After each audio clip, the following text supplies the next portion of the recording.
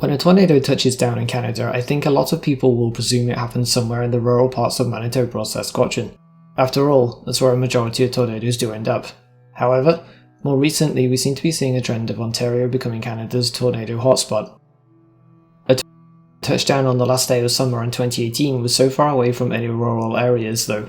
It touched down west of Ottawa, Canada's capital city, tracked eastward across provincial boundaries and came within just 10 kilometers of striking the capital. A tornado in an area such as this is worst case scenario for its residents. It's September 21st, 2018, the end of summer and the end of a very strange tornado season for North America. Over the course of the day there were 6 confirmed tornadoes across the east of Ontario and northwest Quebec. 2 of these were fairly substantial tornadoes in and around the Ottawa area, less than 2 hours apart. For today though, we're going to focus on the largest and most powerful of the 2. 2 small towns west of Ottawa, Kinburn and Dunrobin, were about to witness a historic moment for eastern Canada and the area of Ottawa. At around 4:35 PM local time, eyewitnesses were capturing footage of a tornado that was developing just west of Kinburn. A supercell had moved into the area and it quickly became tornado warned as funnel clouds developed and it eventually touched down west of Highway 417 not long after it was first spotted. It began tracking across land in a northeasterly direction directly through Kinburn, dealing heavy damage to multiple homes, destroying barns and outhouses and mangling farm machinery. The tornado's first area of damage was along Mills Road, as it absolutely decimated a house and its outbuildings. The owners and their 3 children were not at home at the time as they were visiting a local fair that day. A resident further down the road didn't suffer the same fate as the previous house and only received damage to his newly acquired barns and machine sheds. It had knocked down 2 of the machine sheds and 2 13-metre tall silos. The barn on the property had been moved 3 metres away from its foundations, and a porch had been removed from an unoccupied red brick house. The tornado continued its track towards Carrier Side Road, ripping off a roof and side of a barn which was at the time occupied by a horse. The horse was spooked but escaped injury and was later relocated to a neighbour's barn. Along with the barn on the property was a house, garage and several sheds. The garage and several sheds were all completely destroyed, but the house only received damage to one side and was left standing. The residents were not at home when the tornado happened. In a stroke of luck they were at the airport. Their next door neighbour got away with no damage to their house somehow despite the tornado having knocked over trees which flattened a car in their driveway and depositing large pieces of twisted metal in the front garden. As the tornado moved further east towards Dunrobin, I've not been able to find any detailed information about the damage that it caused on the way. From looking at satellite imagery I can see that the area between Kinburn and Dunrobin is mostly grassland, but there are still some roads with buildings along them. I'm not sure if somehow the tornado managed to slip between them without much of note happening, or if they ended up with more damage than that. With the tornado having reached Dunrobin, intensifying as it made its way there, it began to inflict significant damage to the community, worse than what Kinburn received. Where the tornado hit Dunrobin is much more densely populated than the area of Kinburn that it originally touched down in and tracked through. Honestly, looking at some of the aerial footage after the tornado passed through is quite haunting for a Canadian tornado, and nothing that I'd seen before. Whilst the tornado was only rated at EF3 intensity, the damage that it was able to inflict was severe.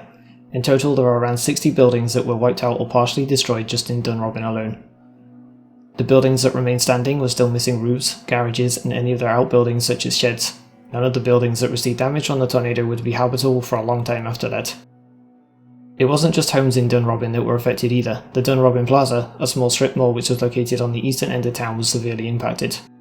The roof was torn off and all of the exterior facing windows and shops received heavy damage. One person who was in the plaza at the time received critical injuries from the shop front windows exploding inwards. In December 2018, the original plaza was demolished and it took until 2021 for it to be back in a state where tenants could return. The wait was too long for all 5 of its tenants who were there originally though, and as of recording this video none of them have returned. The last update that I can find about this plaza is that all of the units are still vacant. 2 of the original tenants were a grocery store and meat market, so for them to not return is a huge blow to the small community of Dunrobin. The tornado showed no signs of slowing down as it passed over the plaza and continued its eastward track towards the Ottawa River and provincial borders. The plaza would be one of the last major structures to be hit in Dunrobin as the tornado's path took it across areas of fields and small lakes. The impact to Dunrobin was severe but no fatalities were recorded, with the tornado having passed through there were 30 known injuries to its residents, with 5 of them in critical condition. With power lines having also been destroyed, it left 147,000 people without power in the Ottawa area. Now clear of Dunrobin and with the Ottawa River in front of it, the tornado unexpectedly seemed to skip across the river with no issues at all and made its way over into Quebec.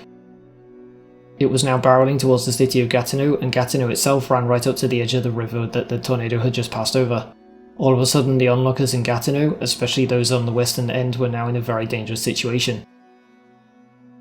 With the tornado still tracking in a northeastern direction, it left the residents of the western suburbs and the hardest hit area, Mont-Bleu, with absolutely no time to react before the tornado reached them.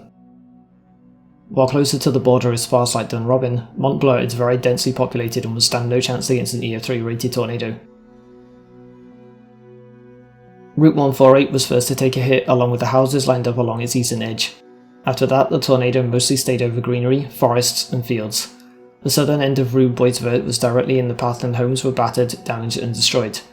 More forestry then took a hit along with the residential road that was on the eastern edge of it. It's very fortunate that this tornado somehow managed to find a large amount of greenery after crossing the border, but that was all about to change. Nothing seemed to be slowing this tornado down, and it narrowly missed an industrial complex. Now, all that stood between it and Mont-Bleu was some woodland.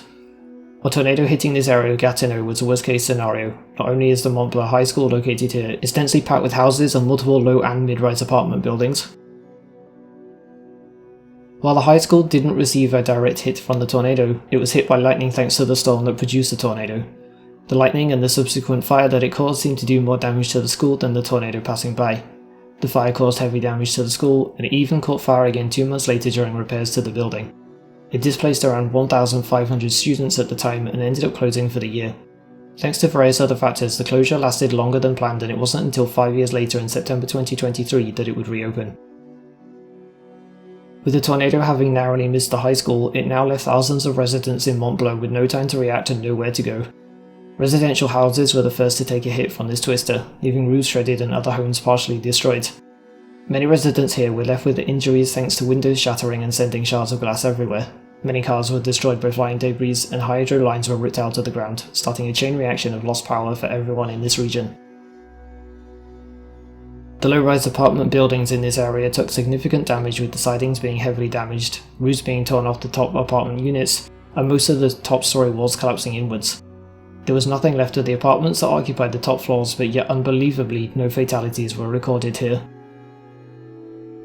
It definitely seems to be that these low-rise apartments took much more damage than anything in the area, and most residents didn't even evacuate the buildings until they were forced to do so by officials later that day. One resident recounted what was the nightmare of holding onto their young daughter as tight as they could when she was flung up into the air by the tornado. He said that he almost let go of her as she started to slip out of his grasp, but then finally the tornado went past them. She went flying up and I'm holding her hand in the air. And I almost let go because she was slipping, and I said, if she's gonna die, I'm gonna die with her. And then it finally went past. And from one of the other apartment blocks in that area was able to capture this terrifying footage as the tornado passed right over their head. They were incredibly lucky to walk away from that without injury.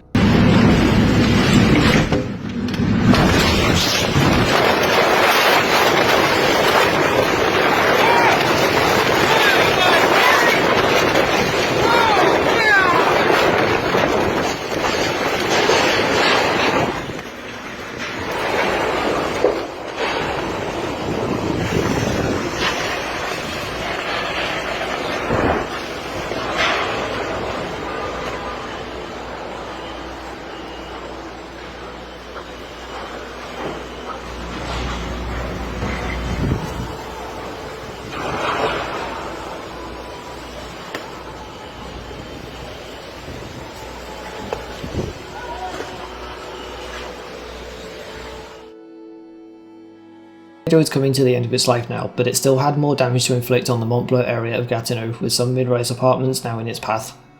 At this point, I believe the tornado had weakened quite a bit, as from what I can find out, these apartments took a lot less damage than the low-rises did. They saw damage to the sidings, shattered windows and broken balcony railings, but the roofs did remain intact. Finally, the tornado crossed over yet another river, this time the Gatineau River, flipped cars on Highway 50 and then ended its reign of terror on the city as it dispersed. The devastation that it left behind in Gatineau was immense.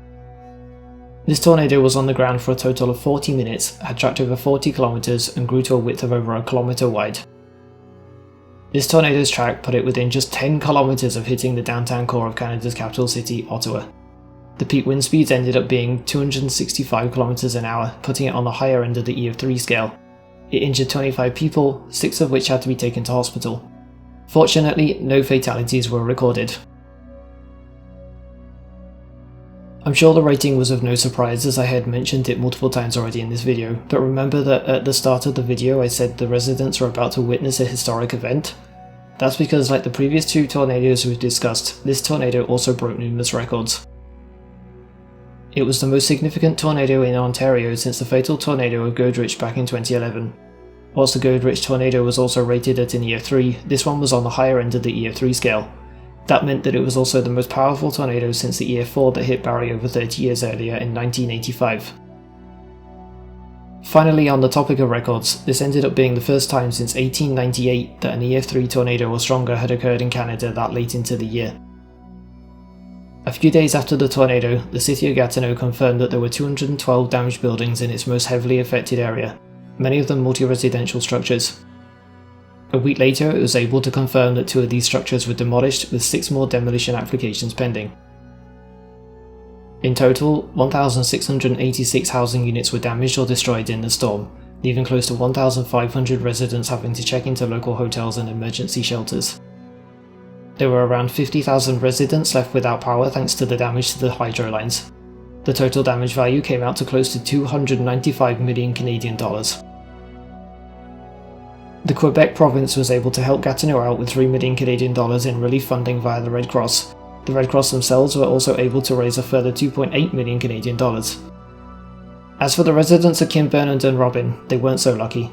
Ottawa was able to receive 1.5 million Canadian dollars for recovery efforts from the Ontario government, but the residents themselves were struggling to get the relief.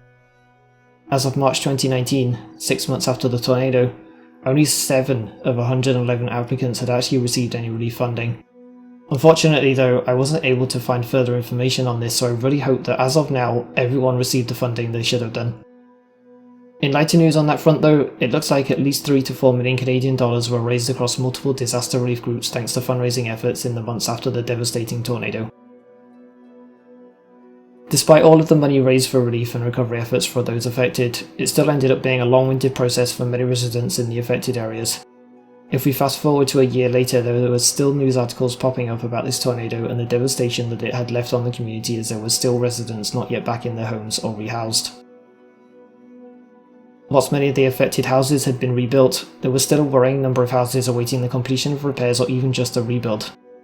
In the hard-hit area of Gatineau, there were still 5 displaced residents that had been unable to rebuild or find a new home, leaving them in a position of still living out of a hotel with no normal in sight for them.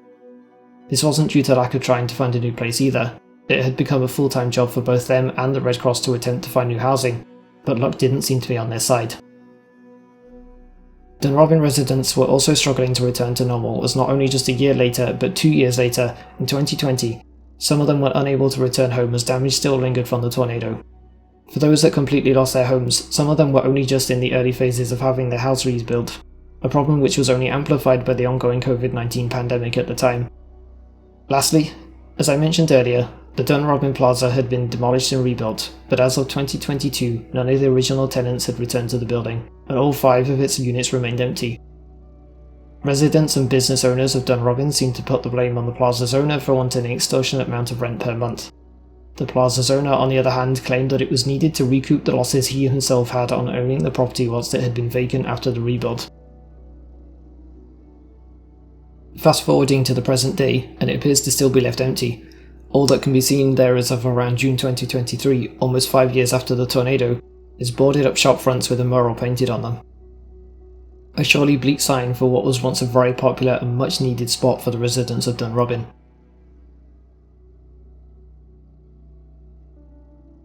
This was easily the most destructive tornado that I've covered on this channel so far, and whilst I was unable to find closure on whether everyone did manage to rebuild their home or find a new home, I really hope they were able to. It was a heavy reminder to everyone that even with provincial funding and private fundraising, it takes years for residents to recover from a tornado hit. Thanks for watching everyone. This was quite a heavy one and much deeper than it looked on the surface. If you want to know more about the weird 2018 tornado season in North America, then check out this previous video on the only EF4 of 2018. Were you one of the residents affected by this devastation that this tornado left behind? Or do you simply remember that day well? Let me know in the comments below. If you enjoyed this content, then please do consider subscribing and hitting the like button, and I will see you all in the next one.